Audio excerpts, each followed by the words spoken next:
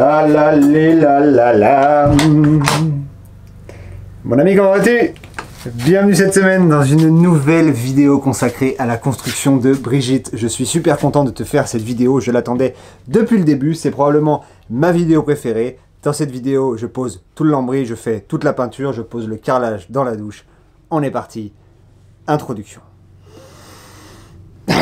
Il y a de ça un an, j'ai acheté un Volkswagen Crafter de 2012 que j'ai entièrement aménagé pour en faire une petite maison roulante. Après 60 jours d'aménagement, je suis parti tout équipé sur les routes d'Europe et j'y ai vécu à temps plein pendant presque un an. Il y a peu, j'ai décidé de le revendre pour en refaire. Cette fois-ci, j'aménage un beau Mercedes Sprinter de 2016 et je vais bien sûr te filmer toute la construction avant de repartir sur les routes, alors abonne-toi si ce n'est pas déjà fait.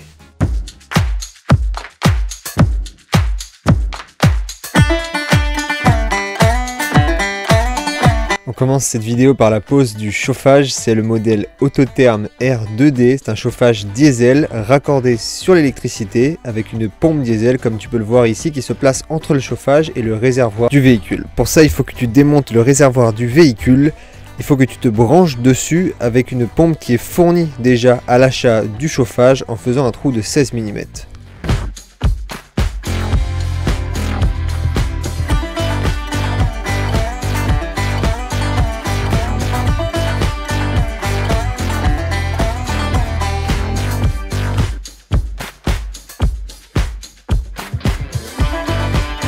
Une fois que ton tuyau est bien raccordé dans ton réservoir diesel, tu viens le brancher directement à la pompe et ton chauffage est raccordé.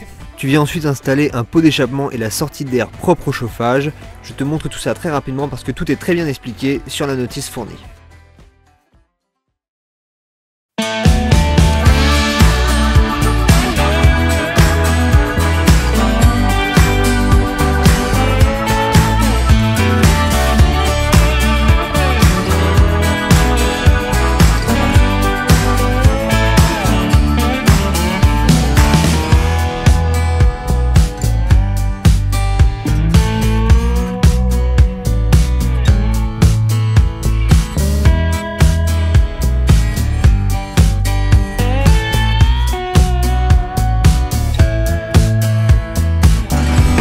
Faire une petite mise à jour de où on en est. Je t'annonce officiellement que nous sommes au début de la fin de la construction.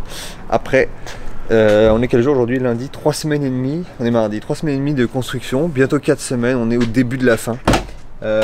Et oui, ça touche déjà à sa fin. Ça fait bizarre, mais c'est déjà ça parce que, étant donné que cette année j'ai posé le matériel avant de poser le lambris et de faire toutes les parois, là il me reste plus que les parois à faire, de peindre, de faire la peinture et de poser le carrelage dans la douche.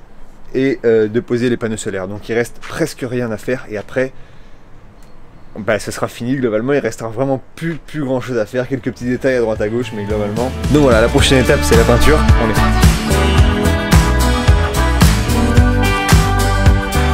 Avant de passer à la peinture, comme tu peux le voir sur la vidéo, j'utilise de la pâte à bois pour masquer toutes les imperfections et essayer de faire des angles à peu près parfaits.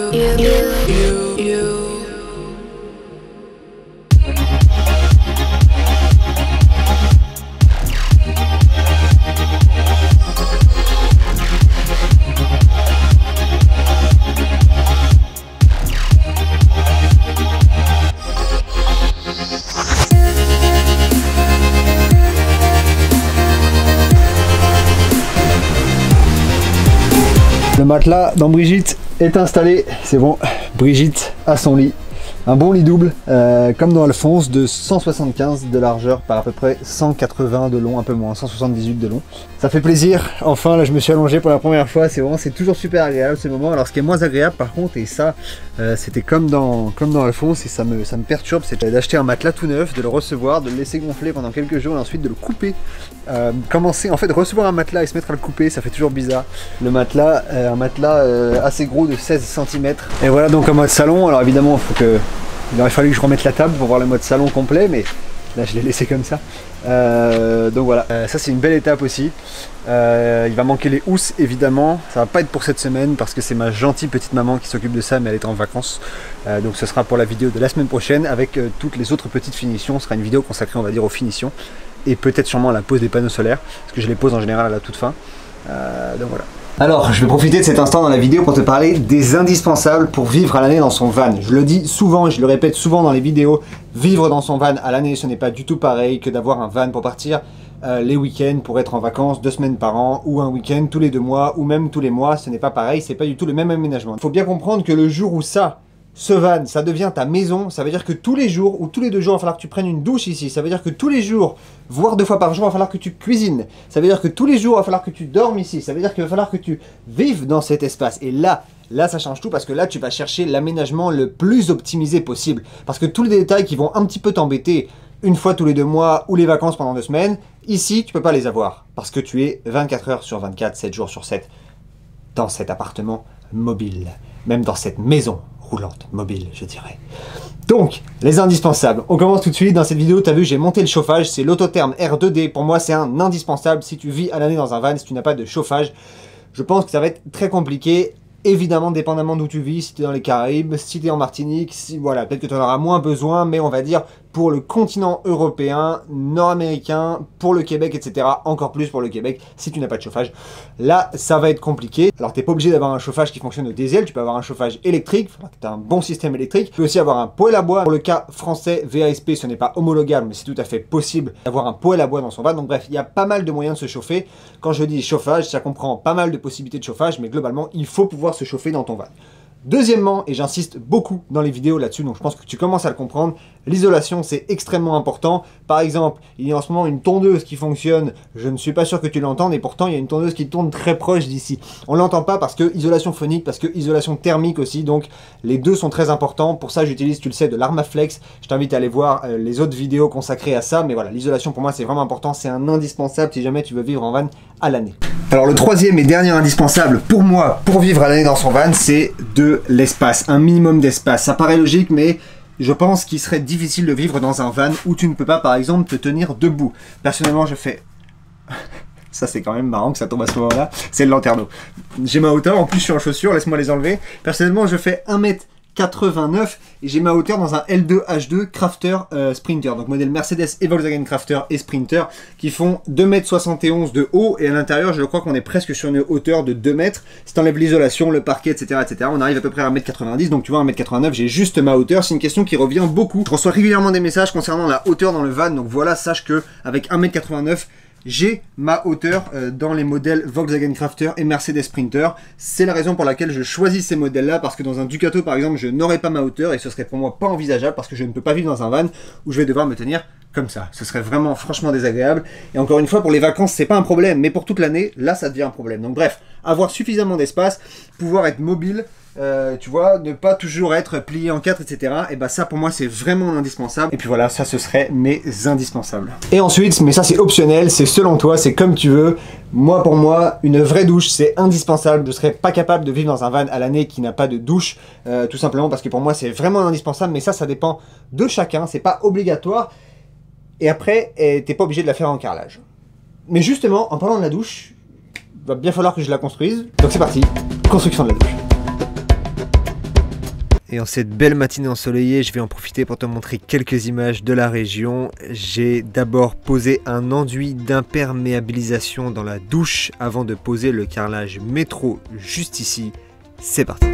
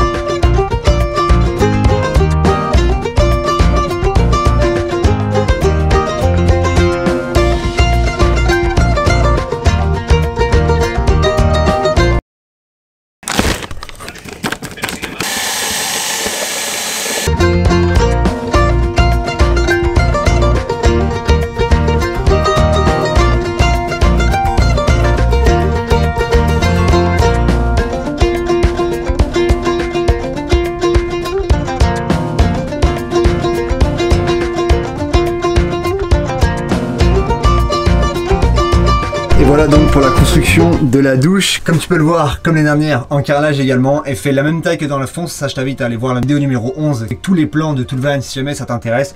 On est sur du carreau un peu plus gros, par contre on est sur du carrelage modèle métro.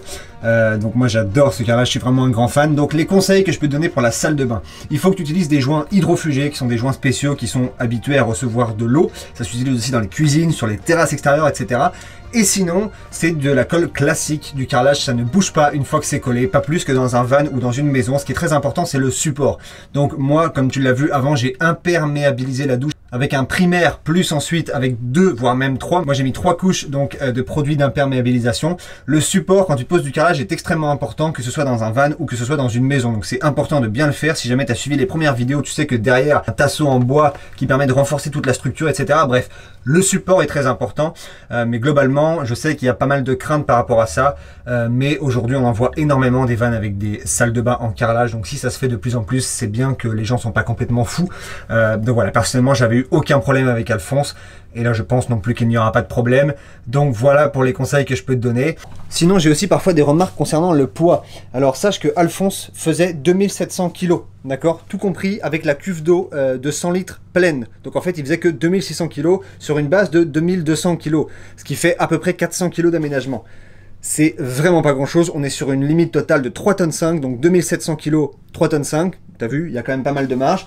Du carrelage, c'est pas plus lourd qu'une roue de secours, par exemple. Donc, tu vois, finalement, c'est pas forcément super lourd. Je pense que la plupart des vannes peuvent se le permettre, même dans un van qui fait 7 mètres dans les modèles L3, H2. Donc il va me rester la plaque de douche à faire. Ça, ce sera pour la vidéo de la semaine prochaine. Ça va être des dalles extérieures. Je pense que ça va rendre plutôt bien. Ça va être je vais en fait créer une pente donc de 4 cm de chaque côté avec des dalles d'extérieur. Bref, je pense que ça va être bien stylé. Et 2 autres petits détails. J'ai mis une porte de douche. Ça, c'est bien pratique parce que je suis pas forcément un grand fan des rideaux, parce que ça colle au corps quand tu te douches, etc.